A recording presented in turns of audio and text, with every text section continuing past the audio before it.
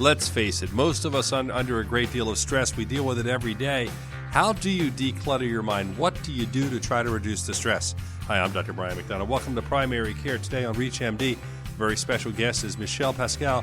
He's a meditation teacher, and he understands this. He knows this, and his new book, Meditation for Daily Stress, is a book which looks at that. Meditation techniques to reduce stress, declutter our minds. And Michel, we have a group of physicians in our audience, healthcare providers, a lot of people who help others but also are under stress themselves. So what do you suggest as the ways to declutter your mind to try to reduce that stress?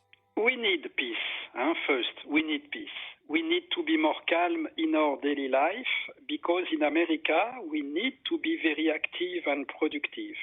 And everyone we know that more we are calm in our daily life, more we have energy, more we are happy, and more we enjoy, more we are grateful with our life. So there is no debate. Everyone we know that when we are stressed, we don't feel good. And when we are stressed, we destroy our immune system. When we are stressed, we destroy our heart, our blood pressure. More we are stressed, less we can make a good job in our workplace. So the question of the stress is simple. Everyone, you, me, we need to be more calm. The question is, how can I be more calm in my daily life? Not how can I be more calm in a yoga room or in a landscape or in a monastery. No. How can I be more calm in my daily stress? This is exactly the book. And I propose 10 practices. I have adapted practices from the pure spirituality that we live in a monastery. It was my life. I lived before in America in the Himalayas, in one of the biggest monasteries. And also, I have adapted these practices with the last discoveries that we know about the brain. I work with a lot of neuroscientists. So we put electrode on the brain and we see when we practice meditation for daily stress, it works immediately. What I like about what you're talking about is you say it can be as little as 1 minute.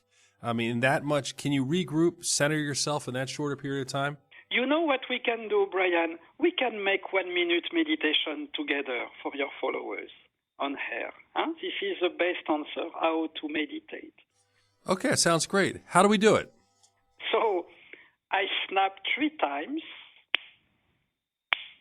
and just we close our eyes. We are sitting down like a mountain. We do nothing. Just we are sitting down like a mountain. If we have some thought in our mind, we do nothing. Thoughts are like clouds in the sky. They move. But when we meditate like a mountain, we can be more stable like a mountain. We can breathe like a mountain.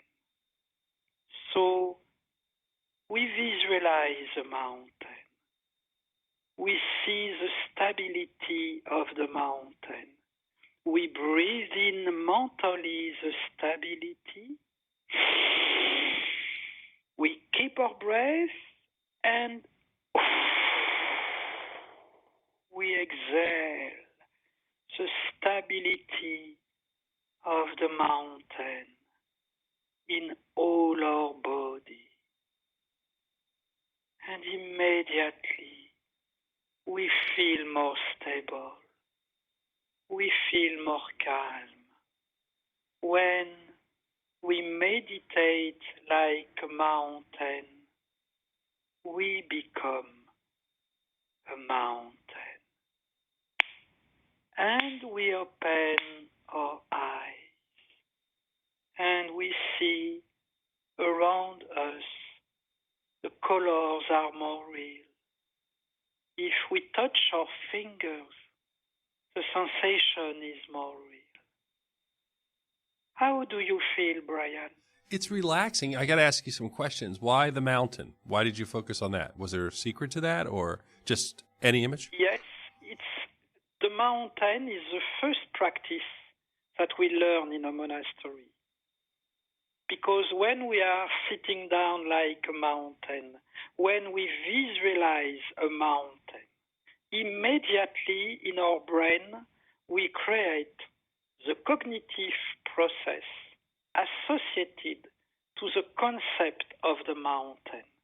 So immediately we know in neuroscience we have less cortisol, the hormone of the stress, and we have more serotonin, the hormone of the happiness, of the well-being. Every emotion, it's an addiction. It's a neurochemical addiction. Any visualization creates a cognitive process. We know that in neuroscience since 20 years. If I talk to you, if I say visualize a gun, for example, immediately we create a chemical reaction in our brain associated with the concept of violence. But if we practice like a mountain, immediately we create a cognitive process associated with the visualization of the mountain. So if we were taught maybe think that you're on a desert island looking at the ocean, that doesn't have the impact that the mountain does? Exactly. In meditation for daily stress, I developed 10 practices. We can meditate like a mountain to be more stable. We can also meditate like an horizon to see our brainwave flat, like an horizon. You know, one of the most problem with the stress is our brain is running all time. So when we meditate like an horizon, we see our brainwave is flat. We unplug our stress in a few seconds. And when we practice like that, 1 minute, 2-3 minutes per day at the workplace, for example, if you practice every day, the meditation like a mountain, face to your computer at the workplace, you don't lose time. You use the time that you have face to your computer. If you practice like that in your car, in the traffic, in the street, in your home, in your daily life, in your daily stress, a few days after, you have a new perception of your office. Your office becomes a place you love to be more calm. We change the perception of our life when we meditate like that. You're listening to Primary Care today on ReachMD. I'm your host, Dr. Brian McDonough. My guest is Michel Pascal. We're talking about meditation techniques, and what can work for you. Now, one of the things I honestly, full disclosure, have to say is I found it very hard to relax for that 1 minute. Is that something, besides the fact I'm hosting a radio show and thinking about a million things, is that something that's because I don't do it often enough that it's a skill you have to pick up over time?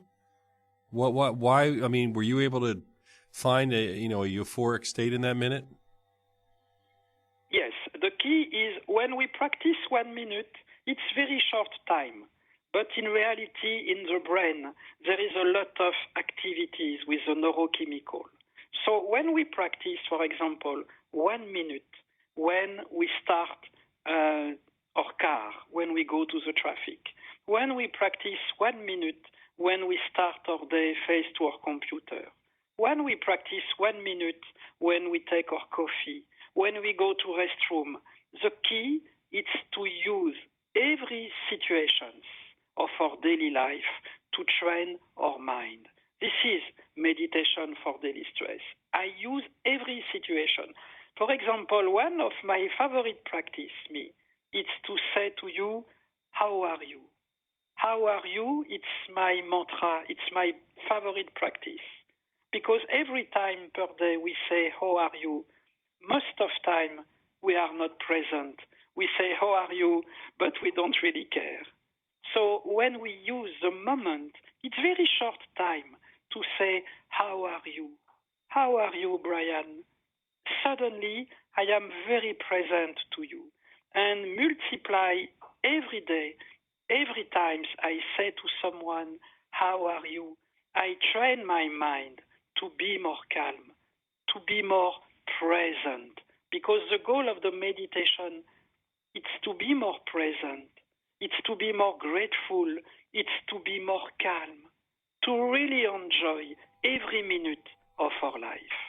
So, what about cell phones, being online, Facebook, texting people, getting calls from work 24/7, those types of things that a lot of people face? We're doing these radio programs where they're talking about how physicians can get more information at home from their patients and, read their EKGs at 10 p.m., all those things. How do they shift from all that information into meditation, much like someone in the business world, those types of things? Everybody has these issues. What do you do? Yes, the question is, for example, with the cell phone, how can I use my cell phone to be more calm? How my cell phone can become my meditation teacher? So it's so simple. When my cell phone is ringing, I wait 3 times, 3 sounds with my cell phone, and I use my cell phone to take a deep breath, to be more present, to go back to the calm in my mind. My cell phone, it's not, someone wants to call me again. No, the 3 sounds. This is like a gong in a monastery, like a bell in a church. I can use the sound of my cell phone to give me the signal. This is my time. 3 seconds to be more calm. And more I do like that, more I create in my brain a neurochemical addiction. Because if you do that, after 2-3 days, when your cell phone is ringing, your cell phone becomes your friend. You enjoy when the cell phone is ringing because in your subconsciousness, you know when the phone is ringing, this is the time I can be more calm. You're listening to Primary Care today on ReachMD. We only have a few more minutes with Michel Pascal. I wanted to ask you, what haven't I brought up that you think is important to talk about that I haven't thought of or that you'd like to share with our audience? Yes, I love your question. The most important, what we need before any tips, any advices, what we need to be more calm in our daily life. Because more we are calm, more we have energy, more we are happy, more we are productive. There is no life without peace. There is no life. We exist, but we don't live. This is the difference between existing and living. We exist, we have a lot of activities, but we are never present to our life. So when we are more calm, when we train our mind every day, when we enjoy every situation, we rediscover our life. We rediscover our job, our co-workers, our manager, our children, our families, our friends, and immediately life becomes a miracle because life is a miracle. The goal of a good meditation is to be more alive. We become more alive. One last question. In your book, Meditation for Daily Stress, you talk about a lot of the different techniques and things. You talk about strategies. You talk about all these things. Again, how do you get that across in a book form? I mean, what's the best way that you were able to communicate what you want to tell people? People can come on my website, michelpascal.tv. On michelpascal.tv, you have a lot of practices, video, audio guidance. And in October, at the Carnegie Hall, I will make a concert and I will present my app. I'm created my application. And this app will be unique in the world because we will use artificial intelligence. So you will write on your cell phone your problem. For example, I am stressed in my job, and I come to you by a video during 2 minutes to practice with you to feel better immediately. That sounds pretty interesting. So it's a way to reach out and to be there. Different video segments, or is it the same one that would come all the time? We record around 500 videos, and every video is for a precise question that you will ask. And this application will be amazing because more you practice, less you pay. Your goal is to get people not to have to pay, because that means you're successful, right? Exactly. Well, Michel Pascal, I want to thank you for joining us on Primary Care today. It's been a real pleasure. Appreciate all you're doing, and thanks for joining us on the program. Thank you so much, Brian. Thank you so much. Bye-bye, Brian. This is Dr. Brian McDonough. If you missed any of this discussion, please visit reachmd.com/primary care today. You can download the podcast. You can learn more about the series. Thank you for listening and being a part of the knowledge.